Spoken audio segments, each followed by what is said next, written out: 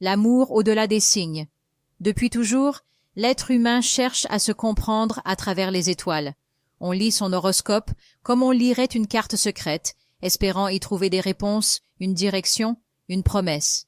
Certains y croient, d'autres rient doucement, mais au fond, tout le monde y jette un œil un jour, ne serait-ce que pour se rassurer ou pour rêver. Les signes du zodiaque, on les a longtemps pris comme des cadres. Les béliers seraient impulsifs, les poissons trop émotifs, les lions trop fiers, les vierges trop exigeantes.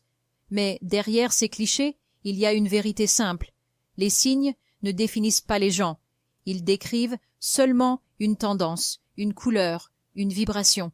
Chacun de nous porte un peu de tout cela, du feu et de l'eau, de la raison et du chaos, du besoin d'aimer et de la peur d'être aimé. Ce qui est beau avec l'horoscope, c'est qu'il ne nous dit pas qui nous sommes. Il nous invite à nous observer autrement, à se demander « Est-ce que je me reconnais là-dedans ?» Et parfois, la réponse ouvre un dialogue intérieur. C'est là sa véritable magie, non pas de prédire l'avenir, mais de nous aider à mieux lire notre présent. Dans cette série, on a voyagé à travers 12 visages de l'amour, 12 façons d'aimer, de douter, de se tromper, de recommencer. Mais au fond, tout se rejoint. Parce qu'au-delà des planètes, au-delà des éléments, ce qu'on cherche tous, c'est la même chose. Un amour sincère, libre, profond, qui ne dépend ni d'un signe ni d'un alignement, mais d'un cœur qui répond à un autre cœur. Moi, je crois que l'horoscope est une belle métaphore de la vie.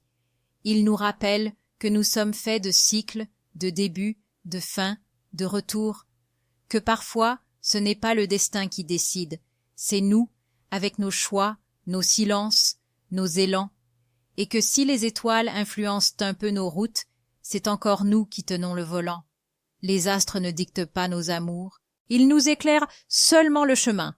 Mais c'est à nous d'y marcher, avec sincérité, avec courage, avec respect. Alors oui, on peut lire les signes, mais il faut surtout lire les gens, parce qu'un regard, un geste, une écoute vraie valent plus que 1000 prévisions célestes.